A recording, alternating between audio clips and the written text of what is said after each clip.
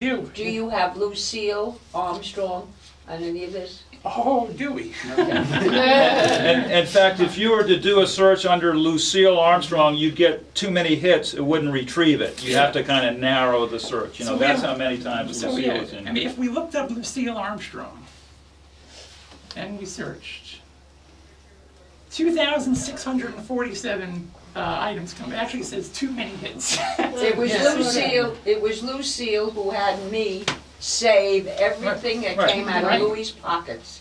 Whether it be a matchbook or a... Search Phoebe Jacobs. Let's see what Sure. I bet Phoebe pops up. I think you might be right. If not, that'll be correct. No, but I think Lucille was very important in getting this whole collection together. Right. Oh yeah, no. So here are some items that mention Phoebe. We have a tribute to Phoebe, a tribute to Louis in the Boston Globe, 1975, that Phoebe saved. We have notes from Phoebe. Let's see, we have letters from Phoebe Jacobs to Jack Bradley, from Jack Bradley to Phoebe Jacobs. Let's see, moving on here. This is beautiful. Yeah. This is a greeting card. This is for a wonderful friend. That's the you know, outside of the card. The outside of the card. And here's the inside of the card. Phoebe, dear, just thought you'd like to know how much I prize your friendship. Fondly, Lucille A. Yeah. That's sweet. But also, to continue, we even have photograph records.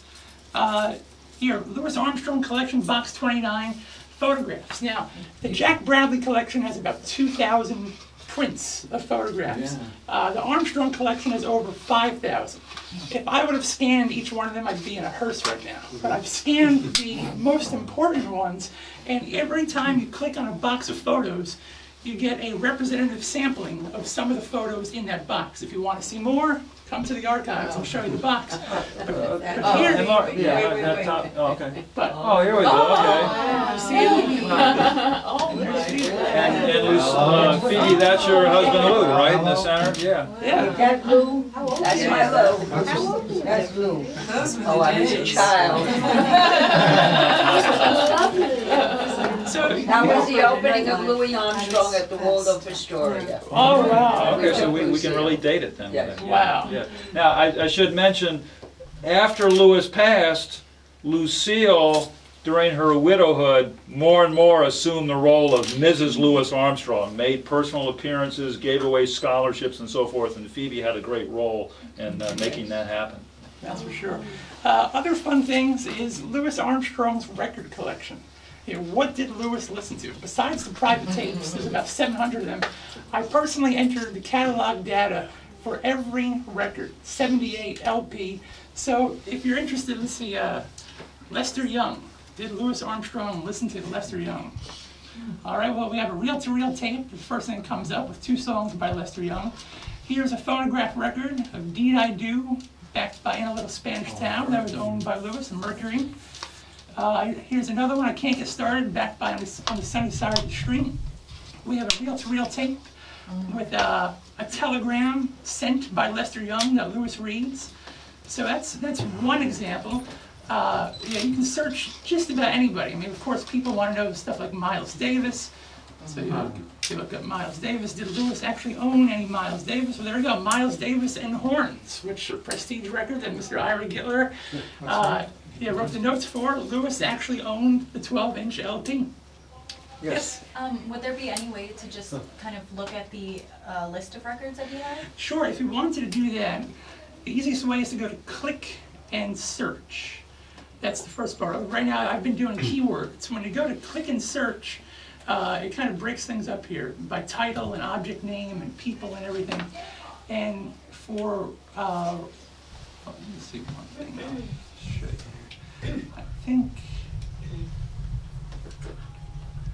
yeah, all you have to do is go to click and search, and then object name, you can go to R, and you go down to record phonograph. And more than 2,100 hits, too many hits, but you still can click yes. And yeah, these are the listings of the records. And you can search within these, because you can also search Jack Bradley records, because we have 2,500 sound recordings that Jack Bradley collected of just Lewis. Right. So that's one collection. How many Lewis records can you possibly squeeze? There's an advanced search feature where you could really limit it. Yeah. Records, phonograph, Louis Yeah. Armstrong. If you want to, yeah. Is there a photo of Jack and Lewis? Oh yeah, Oh, sure. yeah. Is Jack still alive? Oh, absolutely, yeah. In fact, I'm glad you asked that, because we've gotten that before when people know that we're getting Jack's collection. Oh, I didn't know, Jack passed. No, Jack is still alive. His health is not the greatest, but he's still alive. He's doing fine. Ricky and I were just up there in October and How spent old 2 is days Jack? with him. He'll be 77 in January. Right. But he's had 77? poor Yeah. health for a very long time. Yeah. His years of hard living are catching up with him. Yeah. Ricky, I'm just curious to know, I understand that Lewis liked opera very much. Did he have Yes, anything in he's his not really collection? He sure did. Yeah, the question we got from Gwen DeLuca and Becca, I understand Lewis liked opera. Is that reflected here in the collection? Absolutely. Lewis loved opera. A musicologist, Joshua Barrett, wrote an article for the Musical Quarterly in the early 90s called Louis Armstrong and Opera that really traces, quotations from opera and Lewis's solos And and his so forth. improvisation was Was based on opera. Lewis is from New Orleans. The French Opera House in New Orleans was the major cultural First organization opera house in New in the Orleans. United States. Yeah, incredible. So yes, you can go into Lewis's record collection and see the opera recordings he had. That's it. At the end of Lewis's life, he did a remarkable interview with Richard Merriman, and he mentions in that interview the Victrola 78s that he purchased when he was a teenager, when he got his first wind-up Victrola. I had Gallicurci and so forth. And Ricky, I hope I haven't painted myself into a corner No. here. He mentions Gallicurci and so forth. Those Victrola 78s are still in his collection, and he had them all those 4 in years. his collection. There they are. Yeah, The there they Gina are. May I Dancing. tell you that one of his engagements in Las Vegas, he appeared with Robert Merrill. And Robert Merrill sang, struck with some barbecue or Honeysuckle Rose, right. and Louis Armstrong sang Pagliacci. Right, that's right. They had a bit they did. It was a show, and they one time they did on the Sullivan Show. Robert Merrill sang That was Honeysuckle based Rose. on Yeah, Las Vegas. Las Vegas show, right? And Lewis sang Veste La Juba and kind of handed up, Veste La Juba, little Satchmo, And then they switched and did it back again straight, where Robert Merrill sang Veste La Juba and Lewis sang Honeysuckle Rose. We also have video of that, which is very rare. And what I didn't know until I saw the Ed Sullivan video is that when they switch back and Robert Merrill is singing Veste La Juba, I'd heard the audio for years but never seen the video. Lewis upstages him something awful. Lewis is, ooh, Lewis is crying, and you can't take your eyes off Lewis. It's, what a showman. It's great. Let's see.